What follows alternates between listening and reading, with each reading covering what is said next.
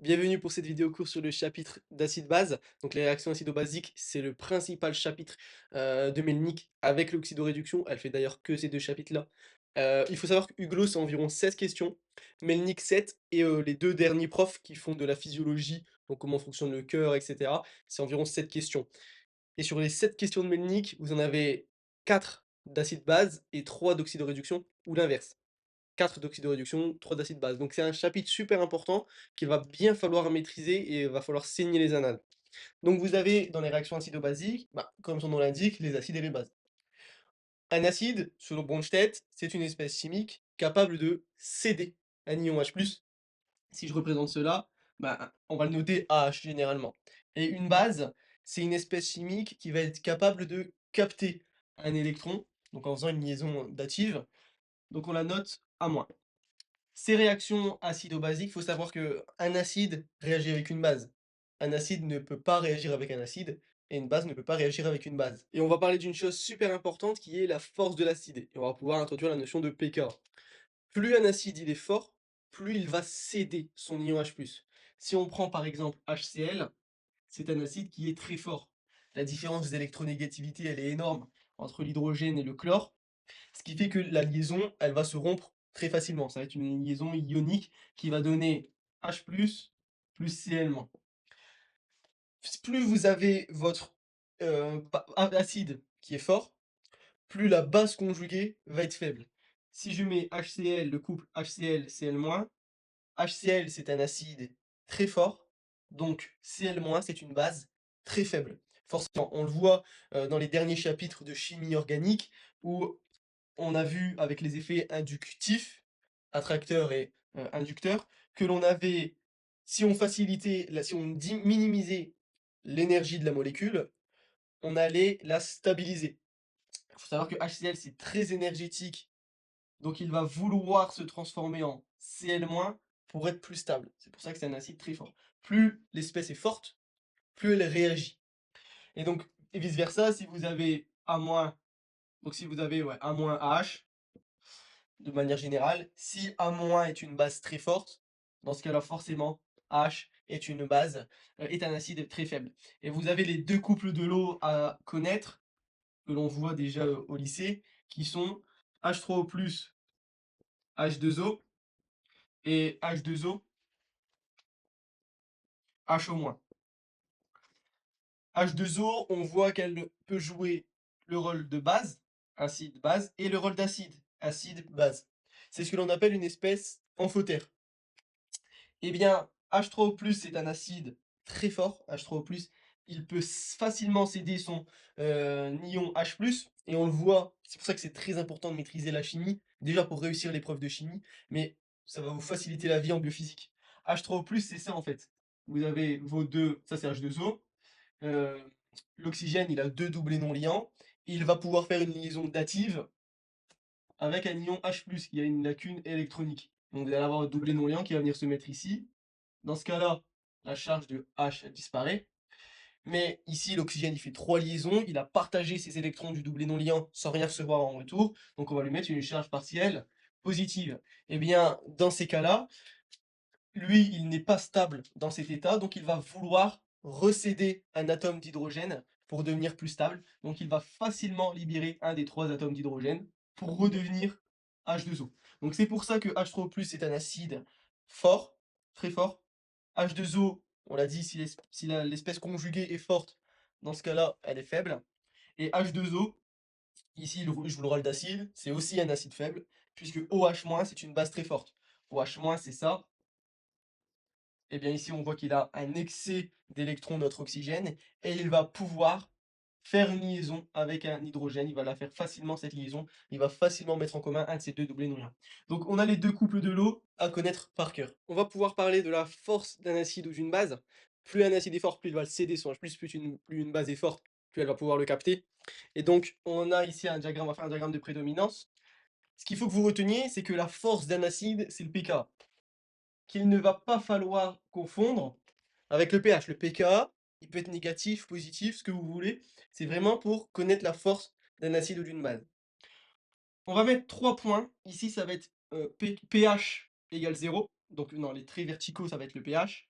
et on va mettre pH égale 0, pH égale 7 et pH égale 14. Il faut savoir que si on a un acide qui a un pK en dessous de 0, dans ce cas-là, on dira que l'acide est fort. Si on a une base ayant un pK au-dessus de 14, dans ce cas-là, on dira que la base est forte. Entre 0 et 14, que ce soit un acide ou une base, on dira que ce sont des espèces faibles. Donc acide faible, base faible. Bien évidemment, l'acide qui a un pK de 1, il sera beaucoup plus fort ou beaucoup moins faible que l'acide qui a un pK de 13. Forcément, plus on va vers là, plus la force de l'acide, elle augmente. Et plus on va vers là, plus la force de la base, elle augmente. Et comme on l'a dit juste avant, si l'espèce est forte, le conjugué est faible, très faible. C'est pas la même faiblesse que l'acide faible et la base faible. Base faible. C'est vraiment acide, on peut mettre un T pour très et très faible. Donc ici, si j'ai un acide fort, la base conjuguée, c'est une base qui va être très faible et elle n'intervient pas dans le pH de la solution.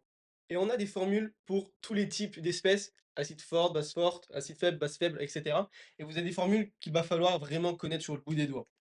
Pour l'acide fort, le pH, il est égal à moins log de la concentration en H3O+, ou H+, où on va mettre C0, la concentration en acide. C'est-à-dire que si on a du HCl, la le pH, ça va être pH égale moins log de la concentration en HCl. En fait, pourquoi? Parce que si je dessine la réaction, ça me fait H+ plus Cl-. C'est une réaction qui est totale. Tout se dissocie. Si on prend par exemple CH3COH, l'acide acétique, qui va se dissocier en CH3CO-, admettons que ici pour l'HCl, à T0 on est 10 millimoles par exemple. Là on va avoir 0, et ici 0. Et bien à T final, ici j'aurai 0, ici 10, et ici 10. Tout s'est dissocié, vous voyez, et donc à la fin, je vais avoir autant de H+ que j'avais de HCl. C'est pour ça que je fasse moins log de la concentration en HCl ou moins log de la concentration en H+, ça change rien puisque c'est la même. Maintenant, si je prends de l'acide acétique, CH3COH, CH3CO- qui a un pK d'environ 4,3. 4,3, c'est un acide faible, il est entre 0 et 14. Eh bien, tout ne va pas se dissocier. Donc vous allez avoir CH3CO- plus H+, et bien ce que vous aurez, c'est, admettons qu'initialement ici j'ai 10, ici 0 et 0, et bien à T final, il me restera peut-être 5 ici, 5 là et 5 là. Ok, tout ne s'est pas dissocié. Donc, pour la base forte, la formule c'est pH égale 14 plus log de C0. Si vous avez un mélange d'acide fort et de base forte, par exemple un mélange de HCl et de OH-, la soude que l'on note NaOH, eh bien, si vous avez autant de HCl que de NaOH, le pH il sera égal à 7, si c'est équimolaire. Par contre, si vous avez, admettons, ici 10 et ici 5, ça va réagir. On va avoir 5 millimoles, le réactif limitant, ça va être la soude. On va avoir 5 millimoles de NaOH qui va réagir avec 5 millimoles de HCl. Ok, donc ce que l'on va voir, on va avoir ici 10 moins 5, et ici 5 moins 5, 0. À la fin, ici on va avoir 5, et ici on va avoir 0. Donc, comment on fera pour calculer le pH de la solution? Eh bien, on utilisera la formule d'acide fort, puisque à la fin de ma réaction, il ne me reste plus que de l'acide fort, je n'ai plus de base forte. Pourquoi les 5 réagissent pas avec les 10? Parce que 5 millimoles, ou 5 moles, ça réagit avec 5 moles. On a autant d'acide qui peut réagir, on a autant de base qui peut réagir avec autant d'acide. On ne peut pas avoir 5 qui va réagir avec 10, c'est forcément 5 avec 5, ou 10 avec 10, mais là on n'a pas 10, donc c'est ce qu'on appelle le réactif limitant. En fait, la réaction, elle s'arrête quand on n'aura plus de NaOH, puisque c'est lui qui est en défaut. Pour la formule d'un acide faible, ici ce sera 1,5 facteur de pKa, le pKa du couple, acide faible, le pK de l'acide faible, moins log de sa concentration. Pour la base faible, ce sera 1,5 facteur de pK plus 14 plus log de C0. C0, c'est la concentration. Si vous avez un mélange d'acide faible et de base faible, dans ce cas-là, ce sera 1,5 facteur de pKa1 plus pKa2, c'est si vous avez par exemple CH3, COH, CH3, CO- et admettons HCN, CN-. OK? Eh bien, si on a une réaction entre l'acide du premier couple et la base de la deuxième couple, ou bien la base là et l'acide là, si on a les mêmes concentrations, eh bien, le pH, ce sera A demi du pKa du premier couple plus pKa du deuxième couple. Ensuite, on a deux autres formules à connaître, deux situations, c'est la solution tampon. Une solution tampon, c'est une solution constituée d'un acide et de sa base conjuguée, AH-, pour rester général. Eh bien, la formule d'une solution tampon, qui est une solution constituée d'acide et de sa base conjuguée, donc une solution constituée de H et de A-, c'est pH est égal à pKa plus log de la concentration en base, A-, sur la concentration en acide, H. Et si jamais vous êtes au concours et que vous savez plus si c'est A- sur H ou AH sur A-, eh bien, on se dit, si j'augmente ma concentration en A-, A- qui est la base, qu'est-ce qui se passe pour le pH? Si j'augmente ma concentration en A-, mon pH, il augmente, puisque A- est au numérateur. Donc je vais augmenter mon pH. Et si en augmentant la concentration d'une espèce, j'augmente le pH, c'est que cette espèce, c'est une base. OK? Si ici, j'avais mis l'acide au-dessus, j'avais mis AH, et ici A-, regardons si c'est logique. Si j'augmente ma concentration en acide, mon pH, il augmente, puisque AH, il est au numérateur. C'est bizarre. Si j'augmente la concentration en acide, mon pH, il doit diminuer. Parce que le pH, c'est le potentiel d'hydrogène. Plus vous êtes proche de 0, plus vous êtes acide. Plus vous êtes proche de 14, plus vous êtes basique. Et quand vous êtes à 7, vous êtes neutre. Donc, c'est pas logique si je mets mon acide au-dessus. Parce que si j'augmente sa concentration, ça augmente mon pH, alors que normalement, ça devrait le diminuer. Donc, c'est comme ça que vous pouvez retenir que, du moins le comprendre, comme ça vous n'avez pas à le retenir, que c'est A- sur H. Donc voilà ce que c'est une solution tampon et sa formule pour calculer le pH d'une solution. Et ensuite, vous avez la formule pour une solution ampholyte. C'est par exemple si vous avez H2SO4. Non, par exemple, si vous avez ouais, bon, H2SO4, HSO4-, et HSO4-, SO4, 2-, parce que H2SO4, c'est un diacide, il peut céder 2 fois un ion H+. OK? On voit que HSO4, c'est une espèce qui est ampholyte, puisqu'elle peut jouer le rôle de base et le rôle d'acide. Eh bien, pour calculer le pH d'une solution de HSO4-, il faut faire 1 demi de pKa1 plus pKa2. C'est la même formule que acide faible base faible. Donc il faut vraiment connaître toutes ces formules sur le bout des doigts pour pouvoir les appliquer. Et avec ça, vous maîtrisez le chapitre de biophysique. Il nous reste la partie dosage à maîtriser. On aborde la partie dosage et vous avez deux réactions à maîtriser qui sont la réaction entre un acide fort et une base faible. On a vu acide fort, base fort. Si on avait autant de quantité de matière, dans ces cas-là, le pH était égal à neutre, à 7, il était neutre. Mais si on voit un acide fort avec une base faible, et une base forte avec un acide faible, eh bien, il faut savoir que si vous avez une espèce forte qui réagit avec une espèce faible, ça va donner le faible conjugué. C'est-à-dire que là, vous avez une espèce forte qui réagit avec une base faible, ça va donner le faible conjugué de la base, donc base faible, son conjugué, c'est son acide faible. Si vous avez HCN, CN-, OK? Donc je vais prendre par exemple ici, ça va nous faire l'acide fort, je vais prendre HCl qui va réagir avec CN-, et bien ça va nous donner HCN. OK, ça nous donne, là on a acide fort plus base faible, et bien ça nous donne l'acide faible. Et si on fait pour base forte H-, base forte acide faible, ça nous donne OH- plus, alors comme acide faible, je vais prendre, bon, je vais prendre CH3, COH, l'acide acétique encore une fois. Et bien ça va nous donner la base conjuguée de CH3COH qui est CH3CO-. OK. On va commencer par, le dosage d'un acide, non, d'une base forte sur un acide faible. Ici, ce sera le pH et ici, c'est, le volume.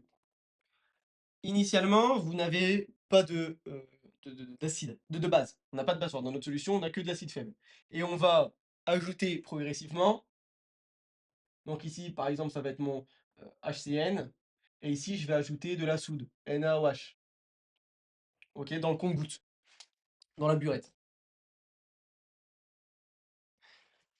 Initialement, le pH, il est donc égal à celui de l'acide faible, HCN, puisqu'initialement, je n'ai que de l'acide. Donc, la formule, c'est pH est égal à 1/2 facteur de pKa moins log de C0. La formule pour calculer le pH d'une solution d'acide faible. La courbe du dosage, elle est à peu près comme celle-ci, vous la connaissez peut-être. Ok, c'est une courbe sigmoïde. Ça ressemble à S, donc sigmoïde. Et vous avez ici, c'est le pH initial. Ici, c'est le volume, enfin, c'est l'équivalence. Donc ici, c'est VEC. Ici, c'est le pH à l'équivalence. Euh, et donc, ce qui se passe, c'est qu'on va avoir ici deux points caractéristiques qui est la demi-équivalence. Ok. Il faut savoir qu'à la demi-équivalence, pH est égal à pKa et que à l'équivalence, le pH, c'est celui du faible conjugué. C'est-à-dire que à l'équivalence, le pH, c'est celui de Cn-, puisque la réaction c'est HCN plus NaOH qui nous donne Cn-, plus H+, plus Na+, mais on s'en fiche. Ce qui se passe donc, c'est que ici, on a notre concentration en Cn- et la formule, ce sera pH égale 1/2 14 plus pK plus log de C0. Donc on va définir ce que c'est l'équivalence. L'équivalence, c'est le volume qu'il faut ajouter de NaOH pour que la quantité de matière de NaOH soit égale à ma quantité de matière de HCN. Admettons que j'ai 10 mol de HCN. Alors, HCN égale 10 mol. C'est NaOH, disons que sa concentration, c'est 1 mol par litre. NaOH égale 1 mol par litre, qu'on note avec un grand M. Eh bien, le volume à l'équivalence, c'est le volume qu'il faut que j'ajoute de NaOH pour qu'ils aient la même concentration, les deux. La quantité de matière de HCN, c'est 10. Elle doit être égale à la quantité de matière de NaOH. La quantité de matière de NaOH, c'est, donc ici 10 est égal à C fois V, la concentration de NaOH fois le volume de NaOH. Et ce volume, c'est le volume que je verse. C'est NaOH, c'est quoi? On l'a dit, c'est 1 mol par litre, sa concentration. Le volume de NaOH, pour qu'il soit égal à 10, qu'est-ce qu'il faut? Ici, je résous l'équation en fait. 10 est égal à 1 fois V.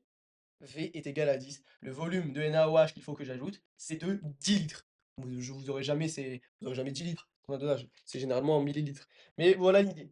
L'équivalence est atteinte lorsque le volume versé permet d'avoir nos réactifs dans des proportions stoichiométriques équivalentes, c'est-à-dire que l'on va avoir autant d'acide que de base. Nos réactifs, ils vont avoir la même quantité de matière.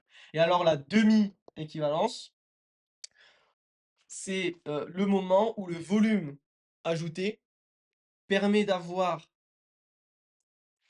la quantité de matière de celui qui dose égale à la moitié de celui qui est dosé.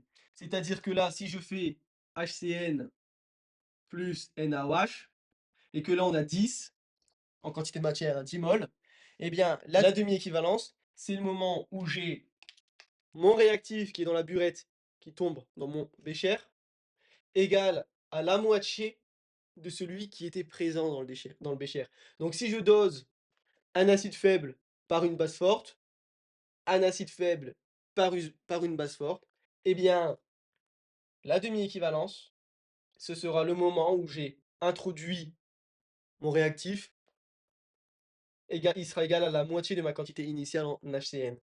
Et pourquoi le pH est donc égal au pK? Parce que ça, on l'a dit, HCN plus NaOH, ça me donne le faible conjugué, donc Cn-.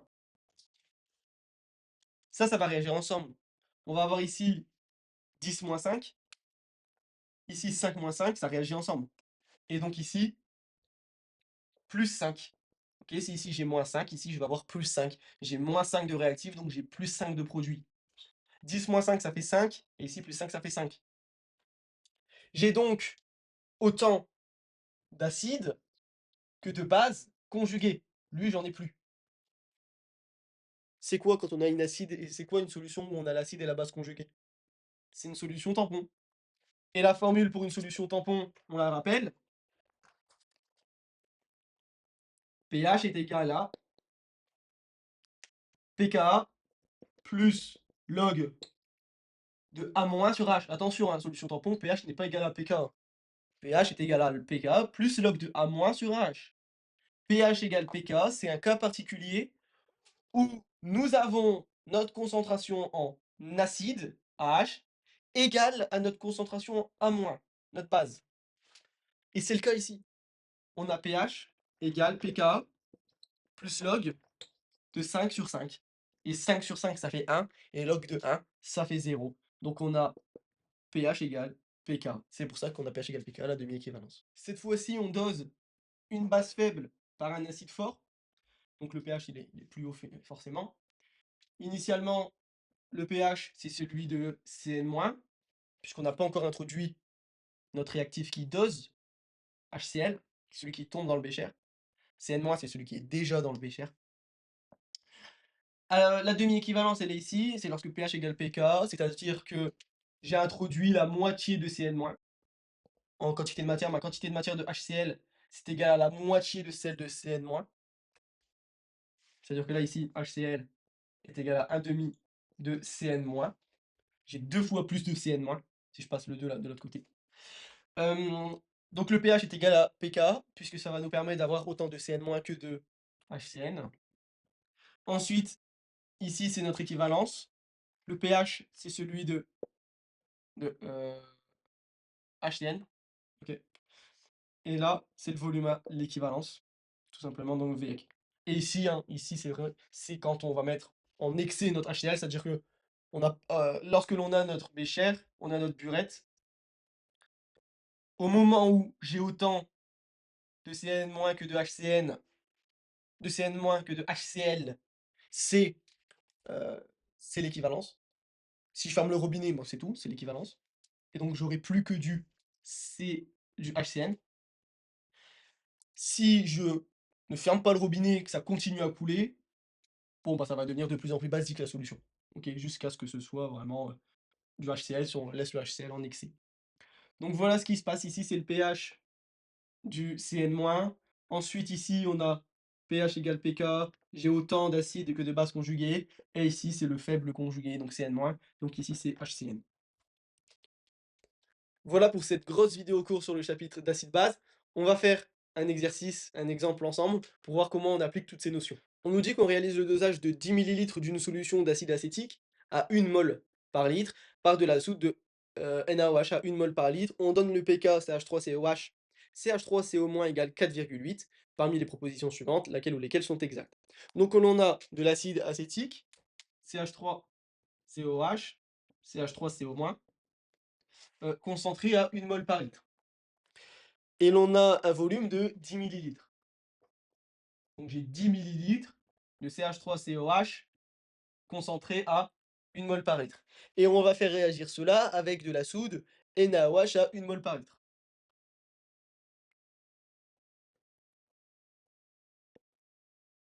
Donc vous voyez, initialement, on ne nous dit pas le volume. Ensuite, en fonction de notre graphique, donc là, qu'est-ce que l'on a? On a un pK pour CH3COH de 4,8. Vous voyez qu'on ne nous a pas donné le pK de NaOH, c'est parce qu'il faut le savoir, NaOH est une base forte. Et de toute manière, forcément, vous n'avez aucun pKa à connaître. Donc si on ne vous donne pas le pK d'une espèce, c'est que c'est soit une acide forte, soit une base forte. Et comme on fait forcément réagir un acide avec une base, on ne peut pas faire réagir un acide avec un acide et une base avec une base, eh bien, il suffit d'en déduire si c'est un acide ou une base en fonction de lui, ce que c'est. Et lui, on nous le dit, c'est un acide. Donc, notre courbe, on l'a vu, elle est à peu près comme ceci. OK, notre sigmoïde. Ici, nous avons notre pH, notre volume notre volume. OK, ici, c'est le volume à l'équivalence. Ici, c'est le pH à l'équivalence.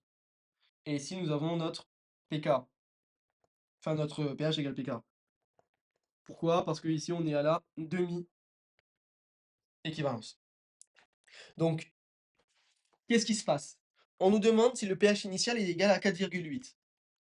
Le pH initial, c'est le pH de ce que l'on a dans notre bécher initialement. Donc, c'est-à-dire que l'on a du CH3COH et on va verser tout doucement du NaOH. Avant que je verse, initialement, j'ai que du CH3COH, donc la formule du pH, c'est la formule pour l'acide faible. Et la formule pour l'acide faible, c'est 0,5 fois pK moins log de C0. C0, c'est 1 mol par litre, la concentration, donc moins log de 1. Log de 1, ça fait 0, donc ça nous fait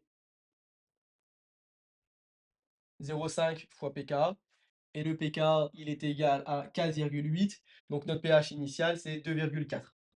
0,5 fois 4,8, 4,8 sur 2, ça nous fait 2,4. OK. Alors on nous dit, après ajout, donc là je vais écrire la réaction, après ajout de 5 millilitres de soude, quel est le pH de notre solution? Donc qui réagit avec qui? C'est notre CH3COH plus NaOH, qui réagit, qui nous donne du CH3CO-. OK. C'est quoi là, on va vraiment parler dans les réactions, on va parler de quantité de matière. Il faut mettre en quantité de matière. C'est quoi ma quantité de matière pour le CH3COH? C'est donc je vais enlever ici, non, ça, je vais l'enlever, ça sert à rien, c'était juste pour comprendre. Ma quantité de matière de CH3COH, c'est N est égal à C fois V. Ça nous fait 1 fois 10 fois 10 moins 3. Tombez pas dans le piège de 10 moins 3. On pourrait croire que non, mais ça peut arriver que 10 millilitres, vous le transformez en 10 moins 3. Mais non, c'est 10 fois 1 millilitre. Et 1 millilitre, c'est 10 moins 3. Donc c'est bien 10. 1 là, 1 c'est ma concentration. Et ensuite, 10 millilitres, c'est 10 fois 10 moins 3. Et ça nous fait 10 moins 2. Ça, c'est ma quantité de matière en mol. Après ajout de 5 millilitres de soude, c'est quoi ma quantité de matière de soude? Eh bien, ça va être N est égal à C fois V.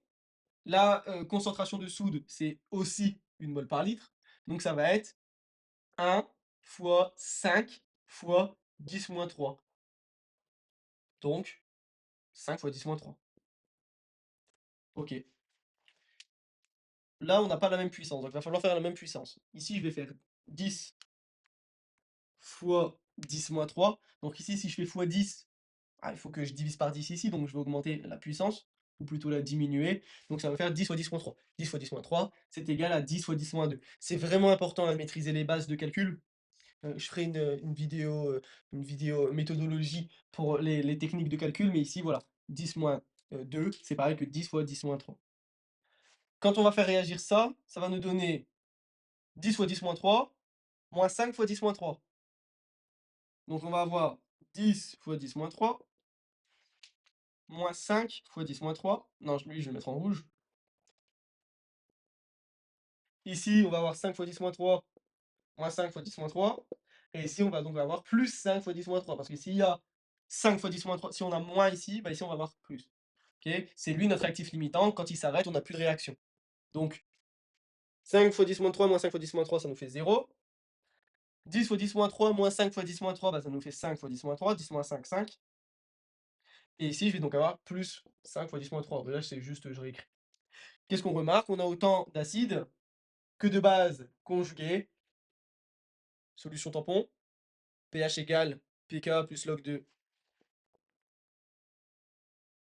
pK plus log de A- sur H. 5 fois 10 moins 3 sur 5 fois 10 moins 3, ça fait 1. Log de 1, ça fait 0. pH égale pK. Donc, après ajout de 5 millilitres, le pH il est égal au pK, donc ça c'est bon. Alors après ajout de 10 millilitres de soude, cette fois-ci, à quoi est égal notre pH?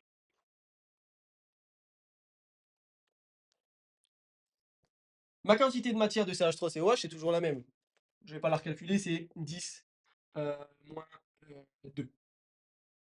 Celle de soude, c'est 10, enfin c'est 1 fois 10 fois 10 moins 3. Pourquoi?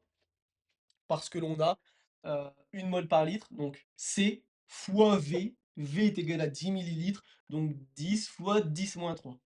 Si on avait 1 millilitre, ça c'est fois 10 moins 3. Mais comme j'ai 10 millilitres, c'est 10 fois 10 moins 3. Et donc ça nous fait 10 moins 2.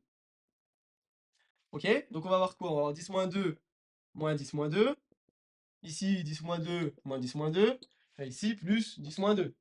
On est à l'équivalence. J'ai plus du tout de réactifs. Tous mes réactifs ont réagi. Et ici, j'ai plus 10 moins 2. Ok.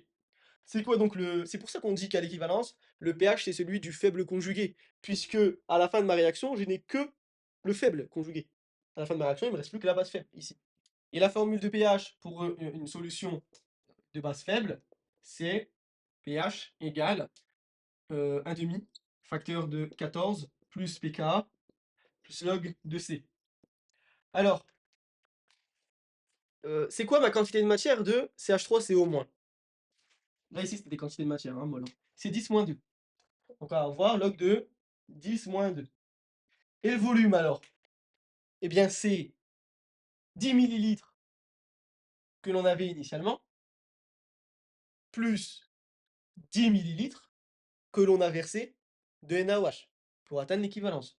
Donc, mon volume final, c'est quoi? Parce que c'est log de N, enfin, c'est log de C. Ok? Donc, ici, on va avoir 10 moins 2, c'est ma quantité de matière, sur V, N sur V. N sur V, c'est C.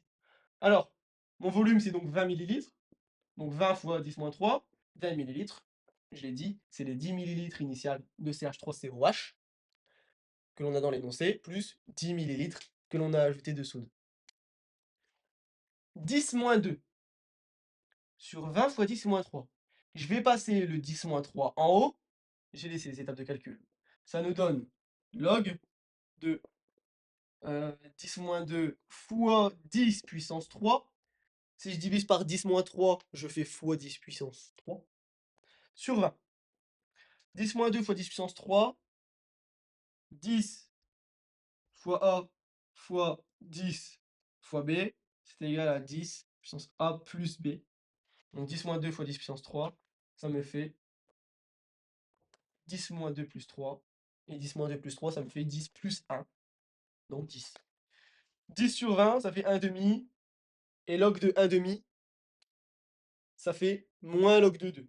Log de 1 sur x est égal à moins log de x. Donc log de 1 sur 2, ici, log de 1 sur 2, c'est égal à moins log de 2. Ok? Donc, si on réinjecte ça dans notre équation, notre calcul plutôt, on va avoir ici log de, encore, log de 1 demi. Log de 1 plus log de 1 demi, ça me fait moins log de 2. Donc plus moins log de 2, hein. Donc ça fait moins log de 2. Et moins log de 2, c'est log de 2, c'est 0,3. Donc moins 0,3. C'est à connaître les logs. Donc on a ici log de 2, log de... Bah, log de 4, c'est juste log de 2 fois 2, donc il n'y a pas à l'apprendre. Donc log de 2, c'est 0,3. Log de 3, c'est 0,5. Ensuite, log de 5, c'est à peu près 0,7. 0,6, 0,7. PK, c'est 4,8. Donc ça nous fait 18,8 moins 0,3 sur 2. 18,8 moins 0,3, 18,5. Sur 2, ça nous fait 9,25. Ok. Donc la prof, ici, elle propose 9,2. On peut arrondir. On peut arrondir.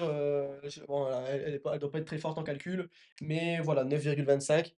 Si la réponse est 9,20, on va considérer que c'est bon. Il faut savoir aussi que là, log de 2 égale 0,3, c'est une approximation. Mais bon, normalement, elle aurait dû proposer 9,3. Mais voilà, c'est quand même bon. 9,25, 9,20. Il faut que vous jugiez que ce soit bon. Et donc, si on répond au QCM, la C, elle est donc... La B, on a dit, elle était vraie. La C, elle est vraie. La A, forcément, elle est fausse, hein, si la B, elle est vraie. La D, bah, elle est fausse, si la C, elle est vraie. Et la E, elle est fausse. Pourquoi? Bah, parce que si, quand j'ajoute 10 millilitres de soude, je suis à 9,2. Si j'ajoute 15 millilitres de soude, je vais être en plus que 9,2. La soude, elle va encore continuer à augmenter le pH. Donc voilà pour cette vidéo court. C'est très dense. Il faut maîtriser ce que c'est un acide et une base, maîtriser les formules pour calculer tous les types, hein, d'espèces, acide faible, acide fort, base forte, les mélanges, etc. Maîtriser les dosages. La méthodologie, c'est celle-ci, hein. Vous écrivez votre équation de réaction, vous mettez vos quantités de matière et au moment de calculer le pH, vous faites bien attention au volume. Le volume que l'on a initialement, plus le volume que l'on a ajouté. Et si vous avez des questions, bien évidemment, vous pouvez utiliser le forum.